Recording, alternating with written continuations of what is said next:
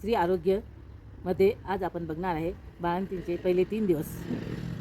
त्यामध्ये आपण आज कडुलिंबाचा रस देण्याची प्रक्रिया आणि त्याचा उपयोग आज मी तुम्हाला या ठिकाणी सांगत आहे.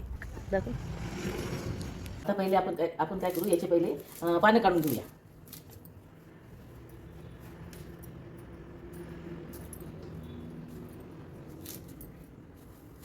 आता आपण हा पाला काढून या काड्यांचा रस तयार करणार आहोत.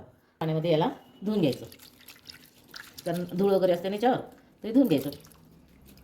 धुतल्यानंतर मग ही जी काडी असते याची, याच काडीने याला असं थोडंसं रेडी, याच काडीने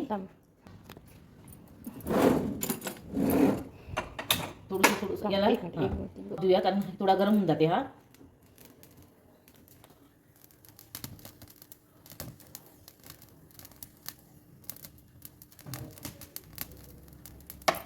हा गरम झाला की समजा आता आपले जे मिक्सरचे भांडे त्याच्यामध्ये टाकू, किंवा आपल्याकडे जर खलबत्ता असला, जर खलबत्ता असला तर अजून छान, याच्यामध्ये कुठून त्याला गाळून त्याचा रस काढूया. समजा खलबत्ता नसला तर आपल्याला मिक्सरमध्ये सुद्धा काढू शकतो आपण.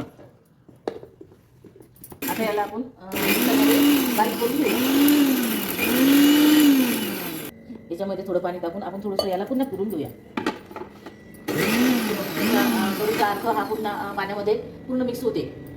हा पूर्ण मिक्स झालेला आहे. कडूचा हा पाला असतो, त्याचा काड्या असतात, त्याचा अर्क हा सगळं पाण्यामध्ये निघून आलेला आहे. या रसाला आपण एका कपड्याने गाळून घेऊया.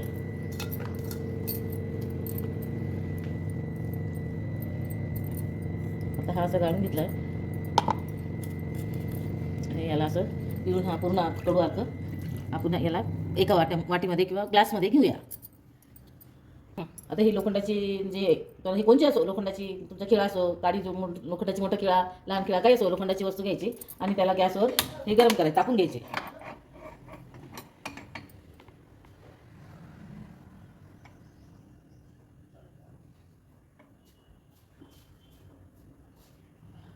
कारण लोखंडाचा हा जे धातू आहे याचा अर्क त्या कडुलिंबाच्या याच्यामध्ये गेला की